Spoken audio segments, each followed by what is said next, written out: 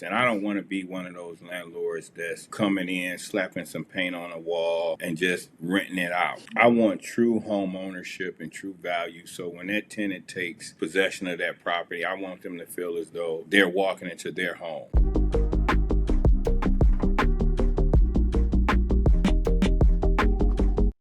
Dwayne, thank you for joining me on our Thought Leader Spotlight series. I'm Matt Camp over here, head of partnerships at DealMachine. And on these, we really like to shine an industry spotlight on experts like yourself, hear your inspiring stories and how you see the real estate world evolving. So today, really excited to welcome on Dwayne Rancifer.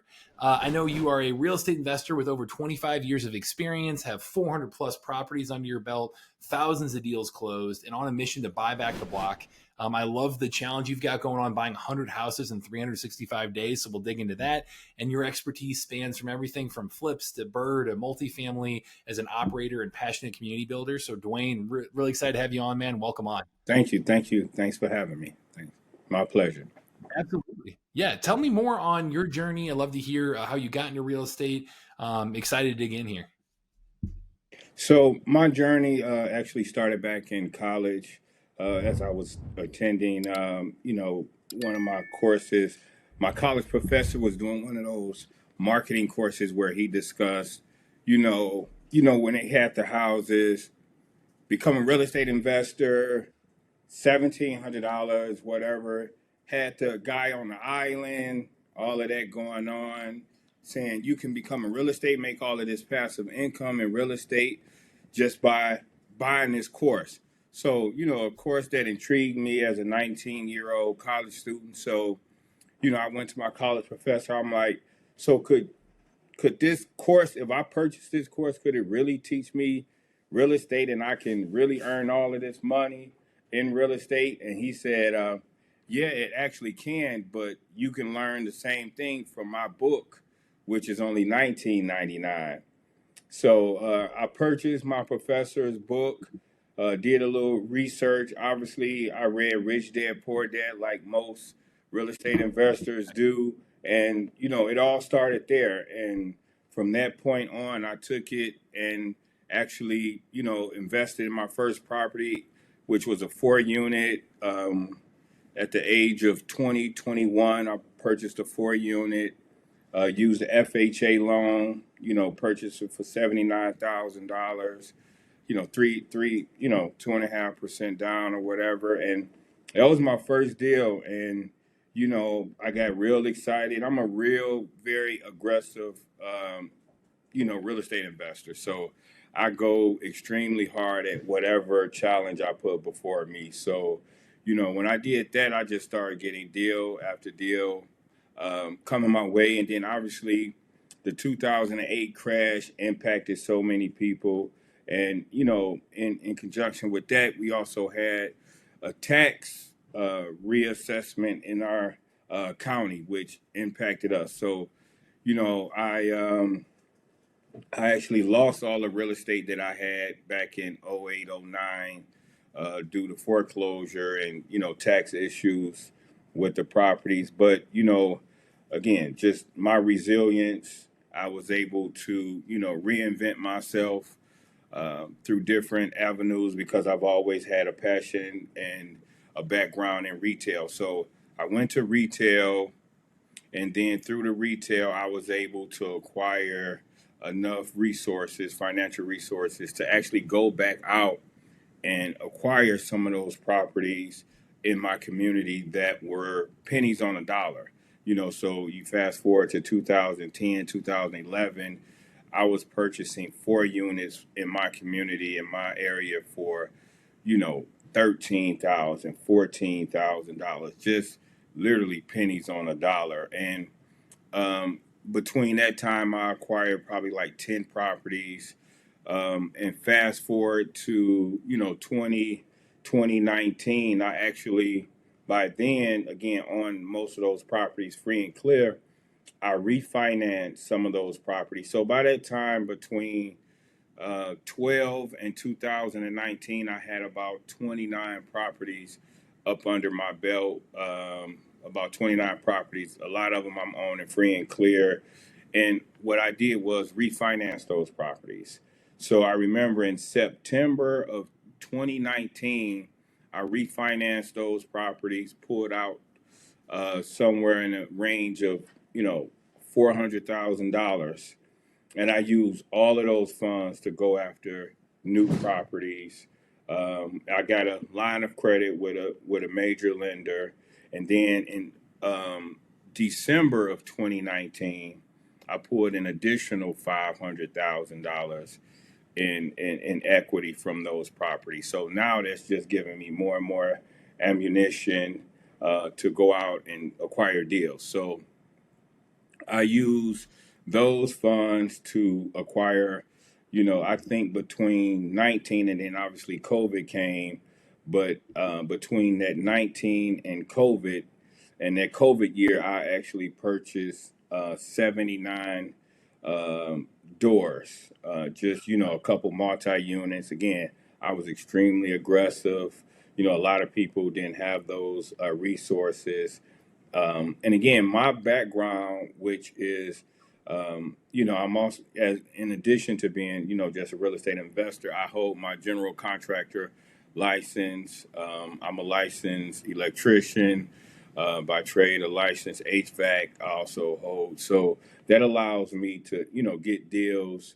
And, I have, again, very great relationships with different wholesalers throughout the area, so obviously I tell everybody your relationship is going to equal your net worth.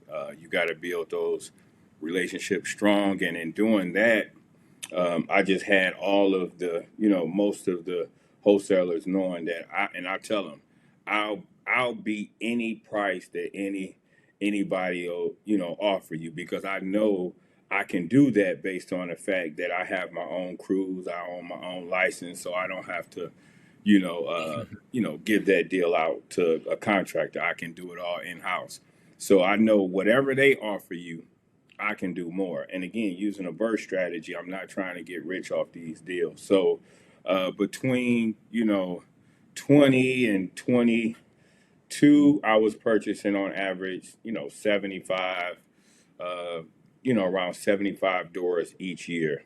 And obviously in 2025, I'm at over 400 doors. And we just, again, I believe the harder you work, the luckier you get. Right? Opportunities just fall in my lap. Literally, you get different people. And then again, when you build a certain reputation within the area, the county, then people know, we'll get the deal done. Having different relationships with different lendings, banks and, hard money lenders just allow me to get deals done.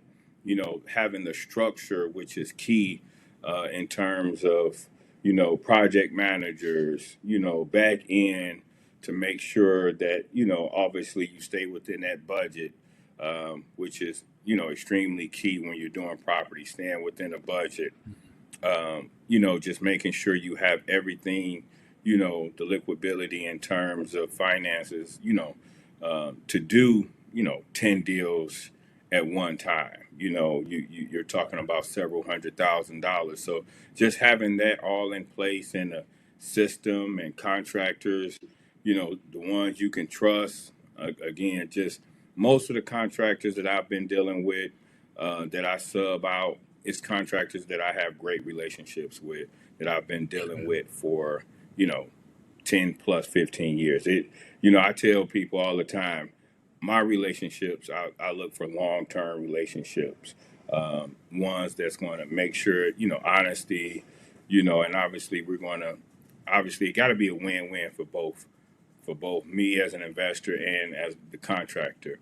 Otherwise, one of us going to leave the relationship. So again, just developing those relationships over time allow me to deal, and having great people around you, right? Like having people that understand the market, understand, the deals, understand what it's going to take to get these deals done. Because if I'm closing 10 to 15, you can only imagine how many I'm going to see. So just having, acquisition partner, being able to go out when you can't, having, again, I say technology is the key, right?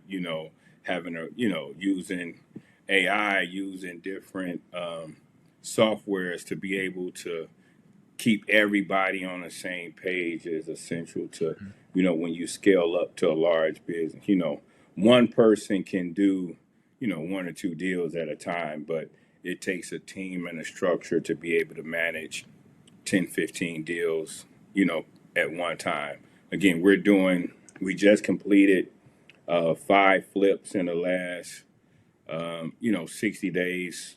3 of them were sold, 2 of them are under contract. So, we're moving. Just having a Yeah. team in place is key. Absolutely. I mean, well, one, I love your mindset, Dwayne. I admire your ambition there. Like I love hearing you sharing those lessons learned and how you go out there and you don't do anything halfway. Clearly, like it Right. is really cool to see. You jump in and go for it. You've been an amazing resource even for our community. I know we have those Wednesday masterclass calls where we bring on guest experts to educate our Deal Machine customers on something in real estate, and you've been on those before and been a great resource for people using Deal Machine and wholesaling and things. So that is one thing. I mean, can you remind everybody what markets you're in? If they're looking to connect with you, and even send you deals, like I'd love for our community to link up with you. Right. So, I don't never want to necessarily limit the area in which I do business. People always ask me, "Well, do you do it out here?" I'm like, if it makes dollars, it makes sense, right? So Yeah, I'll do a deal wherever. Um, excellent. but Yeah, what I do pretty much target is the Northwest Indiana, Lake County, and Porter County markets of Indiana. And again, just being, obviously, I have a lot of experience in a lot of different things, but just those weekly meetings, I feel like every meeting I go in with the mindset of what can I take away from this meeting. I don't care how much experience I have or how much knowledge, I want to learn something from any type of event or anything that I'm a part of. And again, just different ideas, networking equals, net worth. So definitely. yeah, yeah. So if you're an active Deal Machine customer, you get invited to those too. So Yeah. appreciate you jumping on those. I'd love if you have advice on to share on like deal evaluation. I know that's something that a lot of people in our community, ask about it. You've obviously gotten experience with, all kinds of different exit strategies, single family, multifamily. Like, do you have advice on how to think through deal evaluation and, especially if they're going to think about doing a deal with you or send you deals, like, Right. how do you kind of think through that process? Right. So I always start from the end backwards, right? So I always look at what the after repair value is going to be. So that'll give me the number in which I have to work with. Again, you got to be careful, right? When you're working with different wholesalers, you know, they're not always comparing apples to apples, right? They'll find the most exotic home in that market and tell you the ARV is that, is that. But again, using the technology, like Deal Machine and, trying to find out the correct value and, what type of repairs has been done on this property in the past. So I work, backwards, right? So if the ARV is 200,000, I know I want to be at around 70% all in, with acquisition price and construction costs and holding costs and all of those things. And again, the key is make sure you don't forget the holding costs, because a lot of us tend to leave out the holding costs when we factor in our numbers, and holding Mhm. costs could get up there, especially when you're paying 12, 13% in some cases, which new investors tend to do. And just factor in all of those costs right backwards. So if that's your number, then knowing how much it's going to take to get that deal done in terms of renovation. And if you don't have that experience to go in and say, hey, it's going to take this amount for the kitchen, this amount for the bathroom, this, don't be afraid to, again, take a experienced GC out to the property with you before you go out there and say, could you give me a ballpark, and take a couple, contractors out, you know, uh, and they'll kind of guide you through, hey, it's going to take this material and labor, and they'll let you know what it's going to take if you don't have that experience. And then say, knowing, okay, this is what it's going to take to repair it. This is the ARV. This is the max I can pay for that property. And again, don't, take your emotions out of it, because a lot of times we'll get in, competition. Well, you know, the wholesaler will, so and so offer me this, but I like you so much that I'm gonna give it to you for this. It gotta work within your numbers. So you just gotta make sure it works. And a lot of time, if you're using a burst strategy, uh, and you're going to be keeping that property, you got to make sure, again, whatever that end number is, that 70% value still works within what you can rent it out for and have a positive cash flow. Because even if you can max out the properties, which some investors, new investors might do, and say, okay, they're going to give me this to repair it and I'm going to keep it. But if you can't cover your mortgage, then that's a whole different, ball game. And again, that won't, we all know how that story ends. So we just got to be careful from that standpoint. So I always say, okay, if I'm using it as a burst strategy, I'm saying, okay, what can I rent this deal for? All right, that's the max that I'm going to take a loan out on it. Now, if that is 60% of the ARV, then it's 60% of the ARV. But I don't max out the ARV or the loan that the banks or hard money lenders are giving me if it doesn't work within the scope of what I can rent it for if I'm using the burst strategy.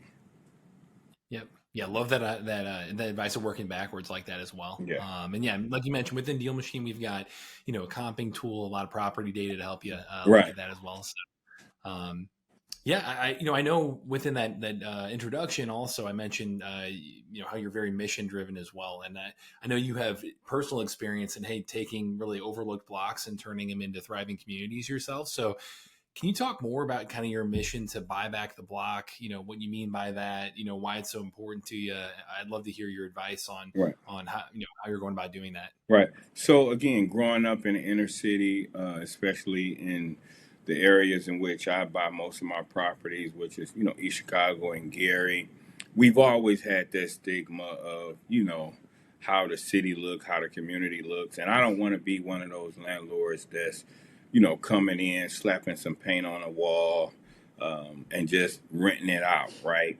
I want true home ownership and true value. So when that tenant uh, takes possession of that property, I want them to feel as though that they're walking into their home. Like if I had a home, it's going to be right here at this level, right? So, and I always say, one of my favorite movies is Denzel Washington scene from American Gangster when he was like, you know, it's a brand name. Pepsi is a brand. So my brand, I let my team know it's a brand name. So when I put DAD on anything, I expect a DAD, and my tenants expect to get that type of high quality. So when I go into a house, I do it as if, at the end result, it got to look like if I'm going to live there, right? And I take Mm-hmm. pride in that because I know, if I do that, I'm going to have the standard and hold the standard extremely high for any other, investor coming into the market to know that this is the new standard. So I like to say that I'm raising the standard in my community because it's important to me because this is where I grew up. This is where I'm from. So it's just not me investing, making money, but it's actually me, raising the standard in my community and, buying back the block. And I'm literally, so many streets within where I purchase properties. I have several on that block. So that's a literal statement. Love it, man. Yeah, well, that's super inspiring to hear. Great movie, Yeah. American Gangster. Definitely, yeah, love that. Love that mindset as well. But, um, One last thing I wanted to make sure we really touched on and hear your progress on and what you've learned so far. I know you're on that mission to buy 100 houses in 365 days. Can you tell us about that goal, what you've learned so far, how that's, even like what's gonna take to get to that? Like, I love to hear your advice there. Right. So I'm a true believer in once you put something out in the universe, you'll be surprised how really the universe reacts and how things come. I get people inboxing me all the time. Hey, I know you're on a mission. I want to help you, sending me deals. So I put that out for multiple reasons, right? I put it out there, one, to hold myself accountable, because I love challenges, right? So, Mhm. I love, a challenge before me, and I love to be able to uh, set high goals. So again, as I come across different friends I haven't seen, the first thing they ask me is, how am I coming on the mission of 100 houses? Like, that's the topic of the conversation. So when I initially put it out there, it was for me, to kind of hold myself accountable to Yeah. on this big, thing that I was putting out there. And then after that, it was like, wow, it kind of caught on. It kind of caught its own momentum, and it kind of created people sending me deals that and people really want to follow that to see what I'm doing, and it's just to keep me motivated on, which is not hard anyway, because I stay Pretty driven. I stay Yeah. driven. But it's kind of inspiring to show people that once you put your mind towards something and put everything that you have towards achieving that goal, that anything is possible. So, Yeah. 100 doors, and initially it was going to be, and I was like, 100 doors in 100 days. That was my initial thought, and I'm like, I kind of went back and went against myself and said, okay, instead of 100 doors in 100 days, it's going to be 100 doors in 365. So, but again, Mhm. we're at door number 23. We There we have go. over 100 doors, or close to 100 additional doors under contract right now. Hmm. So if everything work out, when everything work out in the next 60 days, we'll accomplish Be that. people. And funny Mhm. thing is, it'll be 100 doors in actually 100 days.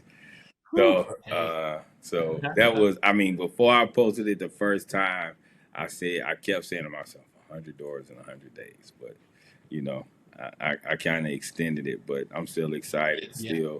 Still a great, goal to set, and I've been, very excited about the great response that I've received from everyone.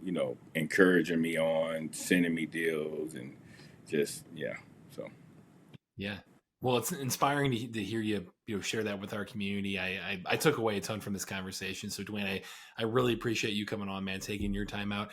How can people connect with you again? And, say, especially on our end, I mean, hey, we've got plenty of people using DealMachine who want to send out deals to, wholesalers and things. So, great opportunity to network here. But, what's the best way to connect with you? So, best way to connect with me is via email.